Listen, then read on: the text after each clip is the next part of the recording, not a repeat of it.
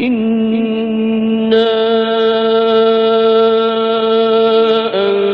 أنزلناه قرآنا عربيا لعلكم تعقلون.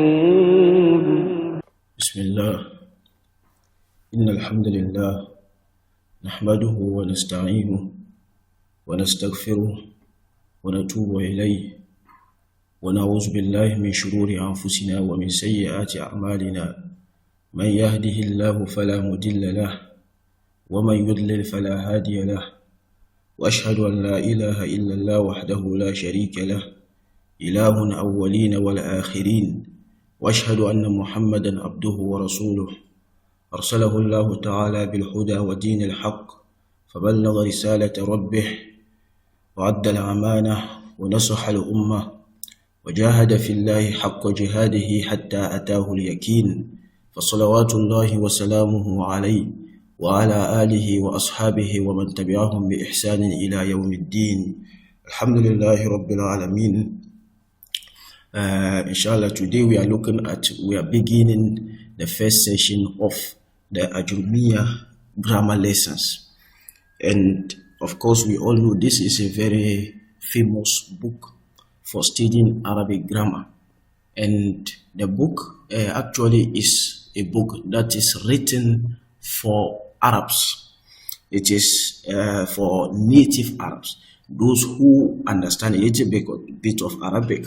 So the book is much focusing on grammar. It is much focusing on grammar. It already assumes that you have a little bit of background. So you know when someone is assuming your parents speak English, but you didn't attend any school, but because they speak it, you understand the language. But when it comes to writing and then reading, you are not able to read and write. So it's similar thing that is happening here. There are some Arabs who they know the Arabic language, but the grammar is not there. When it comes to grammar, they are not good in grammar. So this kind of book is something that is very beautiful, and that's the main focus of the book. It comes to teach Arabic grammar. So if you look at the description, we emphasize that this is a grammar lesson. And Alhamdulillah, the author has been able to encompass a lot of basic foundation, the foundation that we need for a very strong Arabic background. Most of those things that we need to know is found in this particular book. So in general, it is a very nice book. It compasses a lot of things. And in this book, I think we have about 26 sections. So there are 26 chapters, if you want, chapters. So chapter 1, chapter 2, chapter 3, up to chapter 26. And we have tried to make this a crash course, meaning that we are going to study it within a little bit of, within a short period of time. And actually, as I said, this is a lot of lessons, 26 lessons or 26 chapters. Is not something small, but we have to cover it up in this period of time, from today up to the next Tuesday of the coming week. That is when this program will end. So in a day, inshallah, we will be looking at least 4 chapters. So without wasting much time, let's just begin. The author, as you can see here, the first part is introduction, and I think I've already said a little bit about this book. And this is the content, as you can see here. And so he just begin the chapter 1. Let's just kickstart from the chapter 1. So let's begin the chapter 1. The chapter 1, as you can see here, it is Al-Kalam. Al-Kalam. One thing, let me mention one thing again. This particular book is the matan. You know, sometimes you will see different books and you are confused. Maybe you see a matan Al-Ajrumiyyah. The matan is just the small text, the actual text of the author. But there are some scholars who have been able to explain it.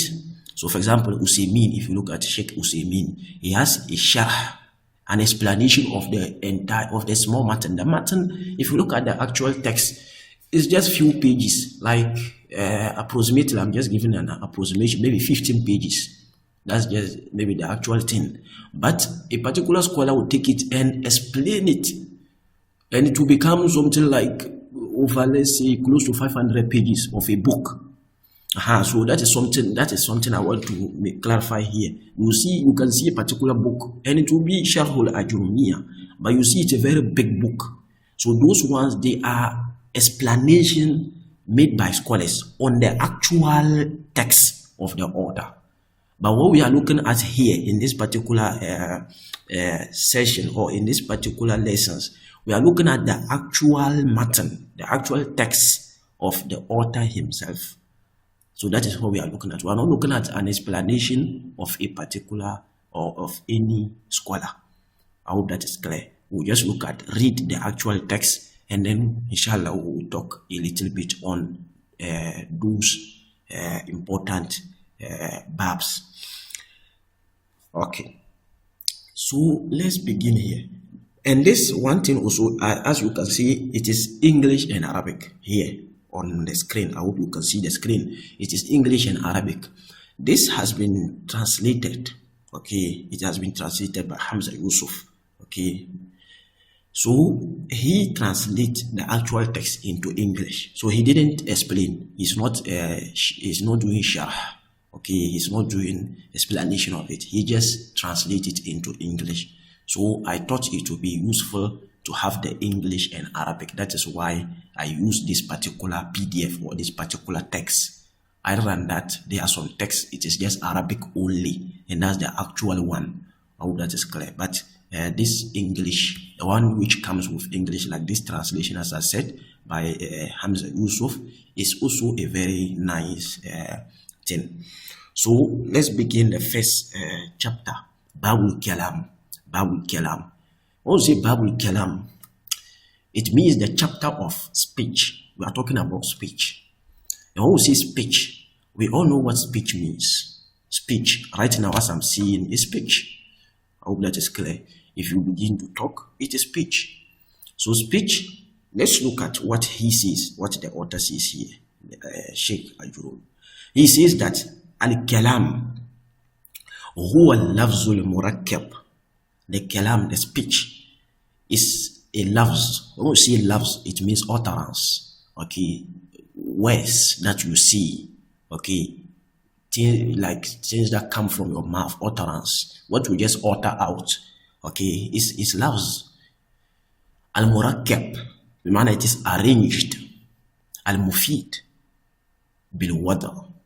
So these are what encompasses a speech. A speech is a lafz. First, it is an utterance, something that you utter that comes from your mouth. Al-murakkab, it is arranged. Look at here. Please observe here. You can see there is an example here. The first example here. Okay. ذهب الرجل إلى السوق. ذهب الرجل إلى السوق. The man went to the market. It's because these are just words, a combination of words. Assuming I didn't put them in a nice arrangement. Assuming I began here. إلى الرجل السوق ذهب. If I made this particular utterance, إلى الرجل السوق ذهب, you never understand what I meant. But the thing is, you are able to understand because of the arrangement, if it comes with a good arrangement. So that is why he says al-murakkab. Bimana, what the speech is, not just a words placed anyhow, but placed in a manner that makes meaning. So that's what he says al-mufid bil-wada. It is beneficial. It is something that can be understood based on the arrangement. So that is speech. That's basically speech. Then he continued by saying that wa aksamuhu salasatun, and its division is 3, meaning that the speech, so an utterance from your mouth that makes meaning, is going to be in 3 divisions. The first one he says, al-ismun wa fi'lun wa harfun. Ism, that is noun, wa fi'lun, and verb, wa harfun, and a particle. So see something here. If you look at the example again, ذهب الرجل إلى السوق. Assuming any word you take from this particular sentence is going to fall within an ism, a fi'l, or a harf. So for example, ذهب is what? Is a fi'l. الرجل is what? Is an ism. إلى is what? Is a harf. السوق is what? Is an ism. So meaning that an utterance, when someone make an utterance, if someone says something, the words in his sentence, each word is either going to be a noun, a verb, or a harf. That is what he meant here. Okay. He says that فَالْإِسْمُ يُعْرَفُ بِالْحَفْظِ.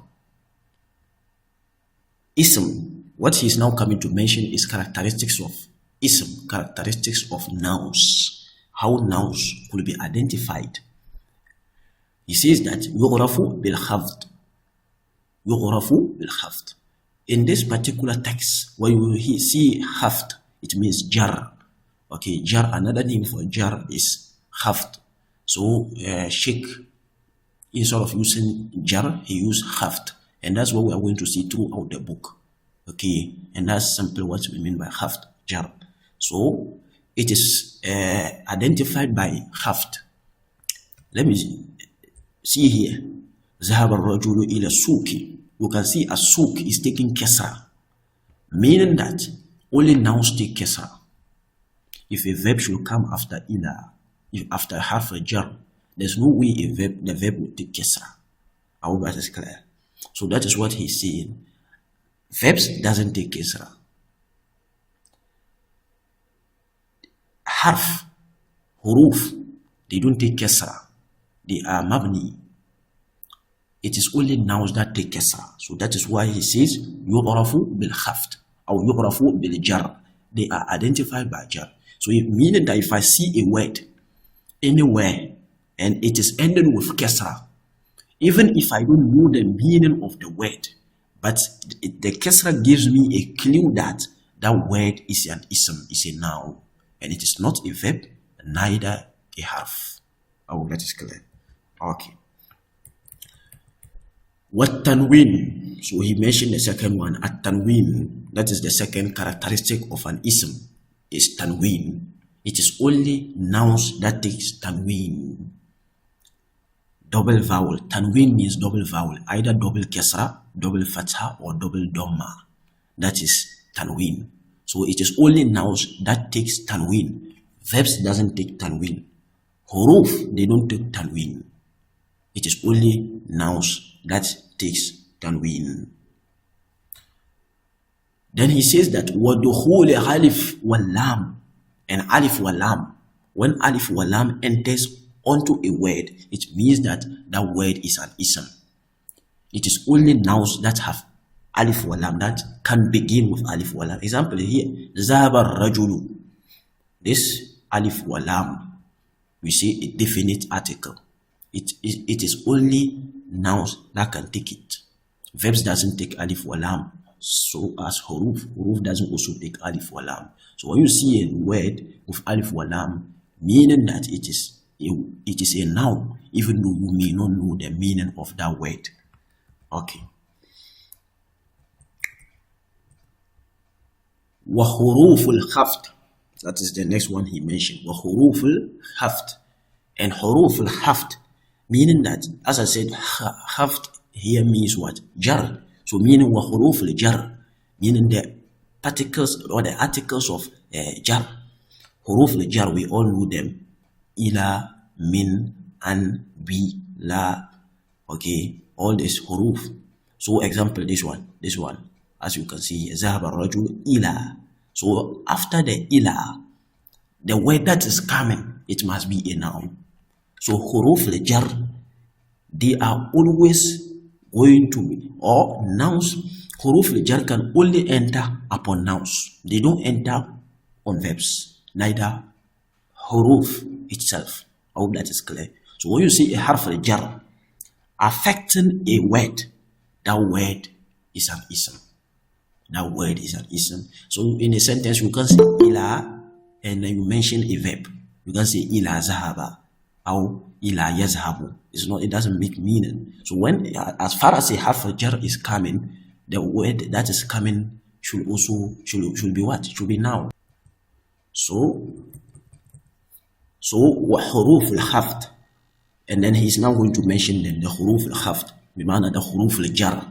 And wahia, min, we all know min, wa ila, wa an, wa ala, wa fi, wa rubba, wal ba, wal kaf, wal lam, wa huruf al-qasam. So these are that's what is mentioned here, as you can see: min, ila, an, ala, fi, rubba, al ba, al kaf, al lam. These are the huruf al-jar or the huruf al-khafd.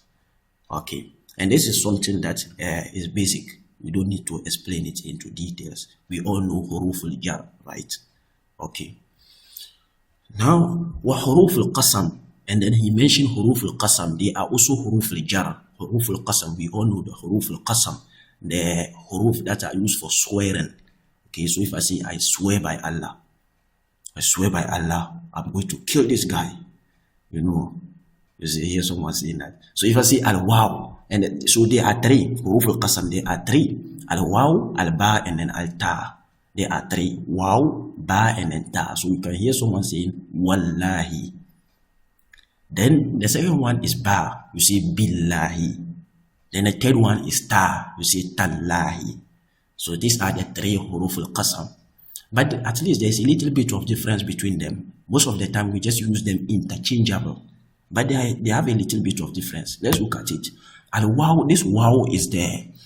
It enters on nouns alone. Whenever you see wa, someone swearing with wa, it is only nouns that comes.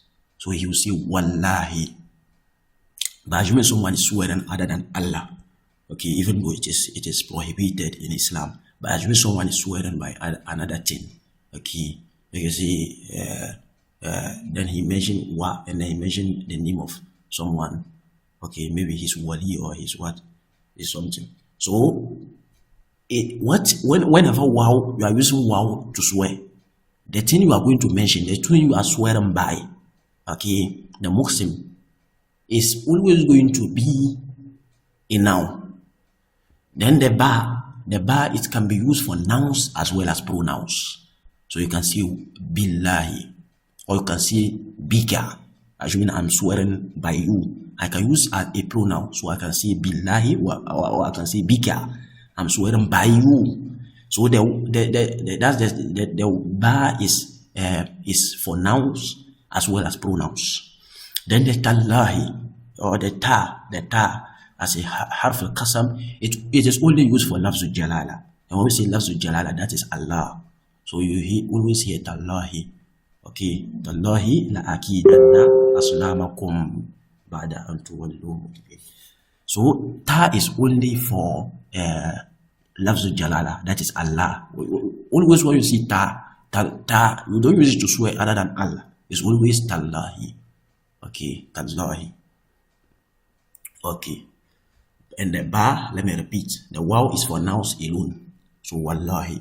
The ba is for nouns as well as pronouns. Billahi or bika or bihi, as you are swearing by someone who is absent, you are represented by pronouns. So you say bihi, I swear by him. The ta is for, listen, the ta is for lafzul jalala alone. Okay, Allah, lafzul jalala. Okay. So he mentioned the huruf al-qasam. So these are the three huruf al-qasam. وهي الواو والباء والتاء والفعل. Now he is now mentioning fi'l, verbs. Let's look at verbs, the characteristics of verbs. He says that al-fi'lu yu'rafu biqad. Verbs are identified, yu'rafu biqad, by qad, wasin, wasawfa. These are the three things he has mentioned. Sin, sawfa, and then qad. Whenever you see qad, it always goes with verbs. So sometimes you hear, for example, qad aflaha al-mu'minun. So you just know aflaha is a verb because after it is coming after qad. So it is only verbs that comes after qad. You can't say qad rajulun. It doesn't make meaning. Okay, if you say qad, the thing that is coming shouldn't be a noun and it shouldn't be a harf. It should only be a verb. So qad aflaha al-mu'minun. Qad ya'lamu Allahu al-mu'awwikina minkum. So qad always goes with verbs. So it is a characteristic of a verb. So that's the first one. The second one is sawfa. Sawfa. Okay. Sawfa is the same thing. It only goes with verbs. It doesn't go with nouns or huruf. I hope that is clear. Then the sin. Sin. This sin, we call it sin al-mustaqbaliyah. It is the sin for future. If I want to say, I will go maybe another day, or I will go in the future. So you say, sa'azhabu fi istiqbal. Sa'azhabu fi istiqbal. I will go in the future. So this sa'azhabu, that's at the beginning of the verb. It means that the thing is future. So it is only a characteristic of verb. Let me show you the example I'm talking about here. Okay. So this was the one I was talking about. Qad azhabu in al-amal. When you see qad, it only goes with verbs. Then here, I'm talking about this scene. This scene. Okay, so for example, sayakuluna salasatun rabi'uhum kalbuhum. So sayakuluna, they will say. So this scene, that's what Sheikh meant here. This scene that we call scene al-mustaqbaliyah is always at the beginning of verbs. Okay, sayakulu. Okay. So this scene is only a characteristic of verb. It doesn't go with nouns. It doesn't go with huruf. It only goes with verbs. Then the sawfa, I've already explained the sawfa. Okay. Qala sa'astaghfiru lakum rabbi. I hope that is clear. Like Yaqub alayhi salatu wasalam is saying to his daughters, to his sons. I hope that is clear. Okay. So, but one thing that, let me say one thing about qad. Qad. When you see qad, it can have different meanings. Okay. Qad can come to mean three things. The main thing here is qad can go with both past tense verb and it can go with present tense verbs. Example, if I say qad zahaba, qad zahaba. So after the qad, the thing is past tense verb. Qad zahaba. But I can also say qad azhaba. Qad azhaba. Or qad yazhab. Qad yazhab. So what's the difference if I say qad zahaba and then qad yazhabu? Qad zahaba, qad yazhabu. What's the difference? The difference is if I say one qad comes with past tense verbs, okay, qad zahaba, it means for emphasis. The thing surely occurred. It surely occurred. It surely happened. Okay, so if I say qad dakhala, meaning he had entered, is for emphasis. Qad dakhala, he certainly entered. I hope that is clear. He certainly entered. So when it comes with past tense verb, it is emphasizing the verb.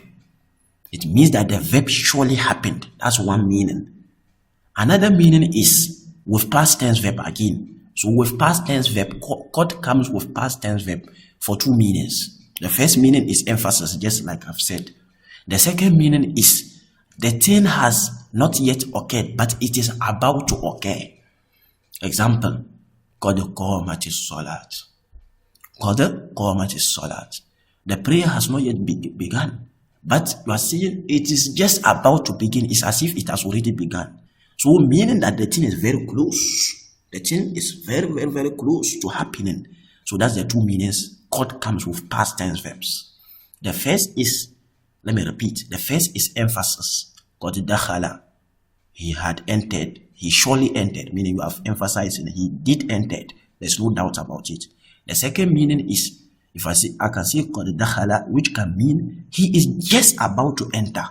I hope that is clear. Like the example we see, قد قامت الصلاة. The salat is just about to start. I hope that is clear. So that's the two meanings. Qad comes with past tense verbs. Now, qad can also go with present tense verbs to mean maybe. So if I say قد يدخل, قد يدخل, meaning he may enter. So when qad comes with present tense verbs, it means maybe the thing may happen or may not. Okay, so if I say قد يدخل, meaning he may enter. So if I ask you, will you go to school today? Then you say قد أذهب, meaning I may go. I hope that is clear. It is coming to mean maybe. There's a probability. So that's the something we need to know about qad. Okay, so the Sheikh mentioned the huruf or the alamatul af'al, the characteristics of verbs, which he mentioned here, qad, sin, and sawfa. Then he also mentioned a ta at-ta'nis. Ta at-ta'nis. This ta at-ta'nis is also for verbs alone. Ta at-ta'nis. Let me show you what he meant. This verb, this ta here. So for example, qad zahabat. Okay, zahabat. It's initial zahaba, but if you see zahabat, so that ta is called ta at-ta'nis. It's to show that the doer is a female. I hope that is clear. If I say dakhalat, okay, jalasat, with that ta, we all know this. So this is it's things that we learned in the beginner stage, and all of us are familiar with it. I hope all of us are familiar with it. So this ta is only for verbs, so it is also a sign or an alama of verbs alone. Nouns doesn't have it, okay, and then huruf doesn't also have it. It's only verbs that have it. Okay, then he says that والحرف ما لا يصلح معه دليل الاسم ولا دليل الفعل. And then the harf, the characteristics of harf. How do we know that this thing is a harf? It is when the characteristics of nouns doesn't apply to it, and the same way the characteristics of verbs doesn't apply to it, then that thing is a harf. Okay. Alhamdulillah, we are done. That is the first chapter of the book.